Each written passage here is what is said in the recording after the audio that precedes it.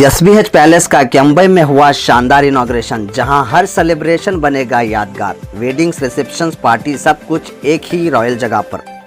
Modern facilities के साथ एसबीएच palace आपके परफेक्ट इवेंट का डेस्टिनेशन है। इस मौके पर चीफ गेस्ट रहे पीर तरीक़त हज़रत सैयद शाह इमनुल्लाह हुसैनी मतवाले, हज़रत सैयद शाह इस्माइल हुसैनी सज्जादा नशीन अव्वल बुजुर्ग व मुतवली बड़ी Devdi, Shri Mallikarjun Mutya Mahal Roja, Shri Channayya Basava Shivacharya Hiremath Swamiji, Shahapur MLA district in-charge minister Sharanabasappa Gowda Darshanapur, NS Boseraju साहब minister of minor irrigation science and technology government of Karnataka Bengaluru और समाजी सियासी कायदीन यहां पर मौजूद रहे।